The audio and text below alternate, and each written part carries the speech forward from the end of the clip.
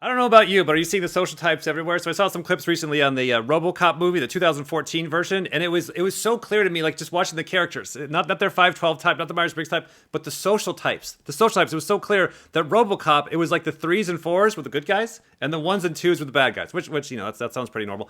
Equalizer 3, so one of the best ones I've seen, where the 2s and the 4s are the good guys, and the 1s and the 3s are the bad guys. It's worth your time. You know, if you're watching too many movies as it is, you might go back through and watch these 2 movies in particular. It's very interesting, the 2s, because they're kind of savior play. They're very DE. They're generalization, which is extroverted, and they're friends that are extroverted. So the 2s, they're like, well, I'll buddy up with the 1s if that makes sense. You know, if the 1s have got a good plan, I'll go with that. But then if everybody's getting really upset and the 1s are bad guys, I'm savior friends, so I'll just go with the 4s. The 2s are kind of your wild card, you know what I'm saying? Just me personally, I thought Thanos was a really good guy. Like just hear me out. Like, if you listen to his heart, he wasn't on a rampage for his own selfish gain. He was a king, he was a number 1, but he was also doing the best he could with the problem that he saw at large scale. He was trying to balance the universe. Now, it's actually population growth is going down, not up or whatever, but play along, you know what I'm saying? Anyways, knowing especially the social types, you can't not see it everywhere, right? So let me go into the RoboCop clips here. So this guy in the movie, now he's an ISTP in real life, and he plays an ISTP in the movie, of course, which is so great. I think the first RoboCop also was an ISTP. So he's a little bit introverted and antisocial, whatever, but he's all about what? All about what?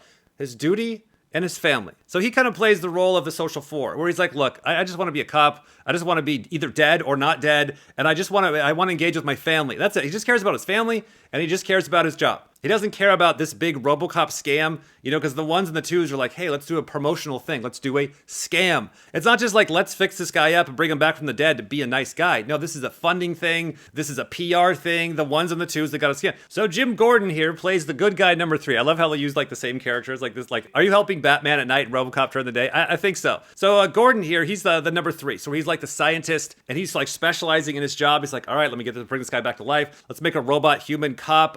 So he's just trying to like stay focused on the job, and they're starting to clash with the number 1. That's like, hey, I need this done, I need this done, I need all this crazy stuff done. The 1 in this movie, played by Michael Keaton, also Batman, he again, kind of like Thanos, if you really kind of look at the character, he's not really a bad guy. He's trying to do a lot of things. He's got a mission, he's got an ego, he's got a big goal he's trying to do, and he's just getting all tangled up, and then he's forced to kind of break the rules, and that's where the number 1s or whatever, or the guys at the top, the 1s and the 2s, they'll become the bad guys, because they're trying to manage a bunch of things, and they're like, all right, I gotta Jack Bauer this, I gotta make some people disappear for the greater good. All right, watch these few clips, you're gonna love this. So the first clip is between the 3 and the 1. The software assesses the threat, just like the robot. Yeah.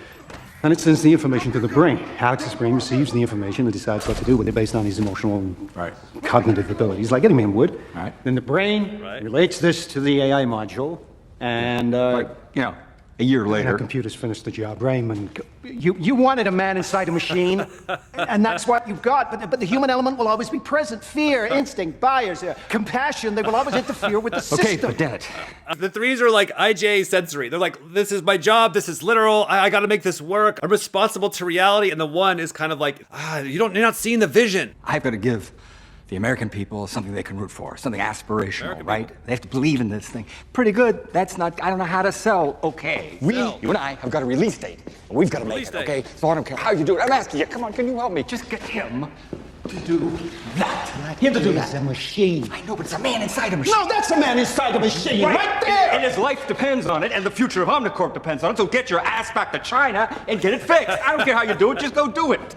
The number 1 is doing what? He's managing the marketing, he's managing the people, he's managing the business, he's managing the corporation, managing the accounts. See, this is the generalization. There's so many different departments. And so the 1s and the 2s are like, hey, this little 1 department, you can't take all the non-movables. You can't be like, this has to be perfect, this has to be right, I gotta play within the rules. It's like, hey, you're not smudging, therefore all the rest of the departments get screwed. That's the battle with the generalization coin.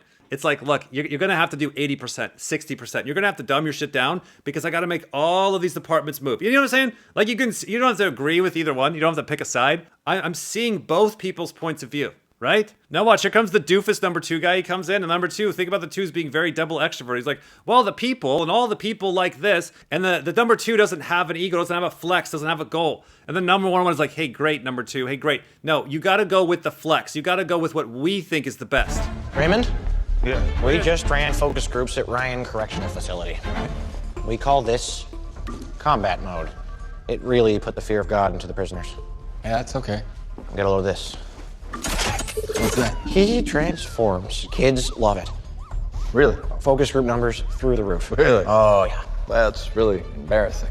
What is this? You know what? People really don't know what they want until you show it to them, most of the time. Make them more, tactical. Make them look, let's go with black. Yeah. Can you not see it? Can you just not see this everywhere now? Like how clear the one is, like the goal, the vision, the tactical. He's just getting the answers from God. Any really good movie tells the hero's journey over and over again. Any good movie has these social characters really clearly defined with a lot of good and bad in them. And that's what's so great about Thanos is you're like, I can't totally hate the guy. Like he's got a really good points. He seems to be really caring. He loves his family. He's a really nice guy. Like, you know, that's why I think the Avengers movies did so well, because it was really displaying these archetypes so clearly.